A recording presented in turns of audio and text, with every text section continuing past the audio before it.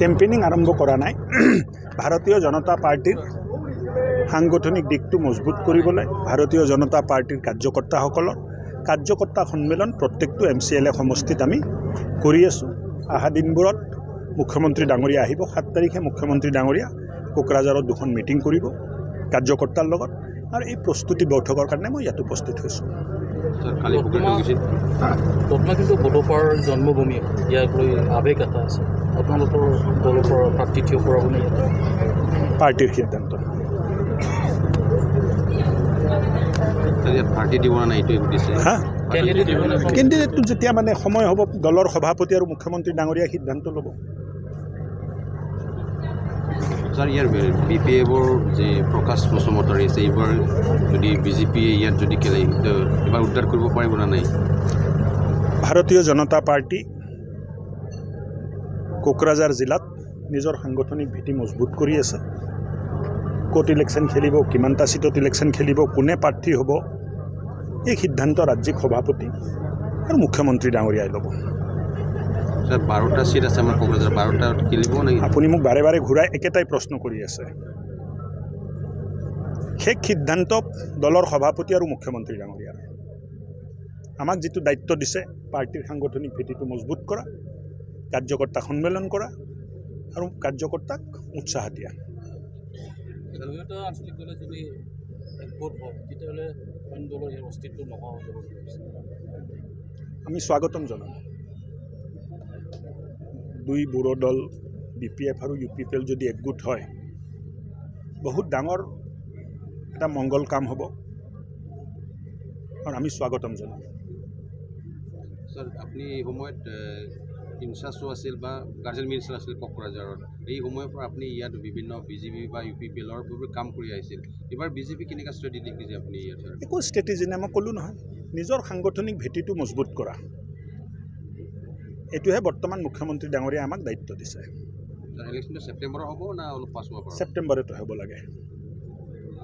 Sir আপুনি আজি যে কালি পুখুৰীটো গৈছিল এনেকুৱা কিমান মানুহ হ'ল কালি পুখুৰীটো? মানুহ যথেষ্ট ভাল হৈ আছে। এটা সময়ত ভাৰতীয় জনতা পাৰ্টিৰ সাংগঠনিক ভেটিটো ইমান মজবুত নাছিলে কিন্তু যোৱা বহু বছৰ কষ্ট কৰাৰ পিছত এতিয়া আমি দেখি আছোঁ যে এটা শক্তিশালী ৰূপত ভাৰতীয় জনতা পাৰ্টিৰ সংগঠনেও আত্মপ্ৰকাশ কৰিছে। প্ৰতিটো জাতি জনগোষ্ঠীৰ মানুহে ইয়াত আহি সহযোগ কৰি আছে আৰু এইটো এটা ভাল দিশ। আৰু আমাৰ হ'ল যে বড়োলেণ্ডত শান্তি এইটো আমাৰ প্ৰথম উদ্দেশ্য, বড়োলেণ্ডত প্ৰগতি উন্নতি এইটো আমাৰ প্ৰথম উদ্দেশ্য আৰু তাৰ কাৰণে যি কৰিব লাগে আমি কৰিম। ইলেকশ্যনৰ আগত দিব না পিছত দিব? বিভিন্ন DCয়ে যদি ডাটা ৰেডি কৰি দিব পাৰে তেতিয়া যেতিয়াই ডাটা ৰেডি হ'ব আমি দিবলৈ সাজু আছোঁ। কিন্তু ডাটাটোতো ৰেডি হ'ব লাগিব, এণ্ট্ৰি হ'ব লাগিব, ফৰ্ম গৈছে আহিব লাগিব। বহুত অভিযোগো আহি আছে যে যোগ্য হিতাধিকাৰীৰ নাম অন্তৰ্ভুক্ত হোৱা নাই এইবিলাকো আমি চালি জাৰি চাম।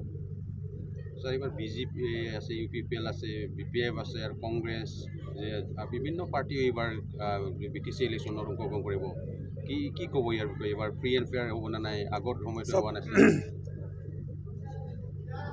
আগত ইলেকশ্যন ইমান ফ্ৰী এণ্ড ফেয়াৰ হোৱা নাছিলে। গণতন্ত্ৰৰ কাৰণে ফ্ৰী এণ্ড ফেয়াৰ ইলেকশ্যন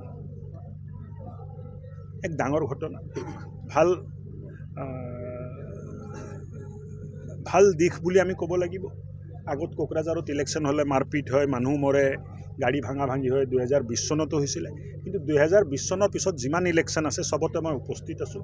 ক'তো কোনো ধৰণৰ গণ্ডগোল বা বেমেজাজিৰ সৃষ্টি হোৱা নাই। তাৰ অৰ্থটো হ'ল যে বড়োলেণ্ডত শান্তি স্থাপনাত ভাৰতীয় জনতা পাৰ্টিৰো এটা ডাঙৰ অৱদান আছে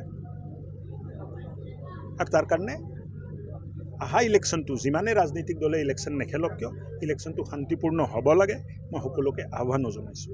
BJPয়ে কিং হ'ব না কিং মেকাৰ হ'ব? কিং মেকাৰ চাওক না BJP কিং না কিং মেকাৰ। BJP দুখীয়া ৰাইজৰ সেৱা কেনেকৈ কৰিব পাৰি তাৰ বাবে আমি চিন্তা কৰোঁ। কিমান আসন? এইটোতো ৰাইজে ক'ব দাদা। পাৰ্টিয়ে ইলেকশ্যন খেলিব, ৰাইজে যাক আশীৰ্বাদ দিব, সি জিকিব। এতিয়া কিমান জিকিব বুলি ক'লেতো মই এষ্ট্ৰলজাৰ হৈ যাব লাগিব। তেতিয়াতো চবে পাঁচটা দলৰ 5জন মানুহে বহি ঠিক কৰি ল'লে হ'ল যে মোৰ ইমান জিকিব, তোমাৰ ইমান জিকিব। তেতিয়াতো ইলেকশ্যনে হ'ব নালাগে।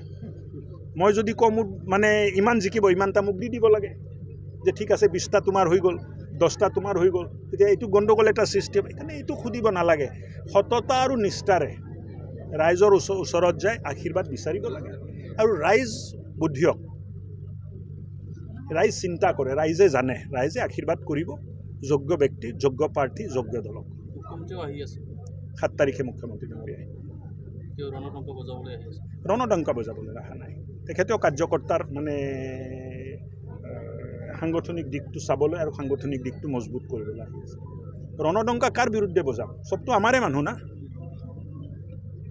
ইণ্ডিয়া পাকিস্তানটো হোৱা নাই যে ৰণডংকা বজাম। এক শান্তিপূৰ্ণ বাতাবৰণত গণতন্ত্ৰৰ উৎসৱ আমি পালন কৰিব গৈ আছোঁ। চিম্বলটো বেলেগ বেলেগ, উদ্দেশ্যটো চবৰে একে আছে না। প্ৰত্যেকটো ৰাজনৈতিক দলৰ উদ্দেশ্য হ'ল BTRত শান্তি থাকিব লাগে, BTRত প্ৰগতি হ'ব লাগে। আৰু এই শান্তি আৰু প্ৰগতিত আমিও অলপ অৰিহণা আগবঢ়াব খুজিছোঁ, আমিও অলপ নিজৰ ভূমিকাটো পালন কৰিব।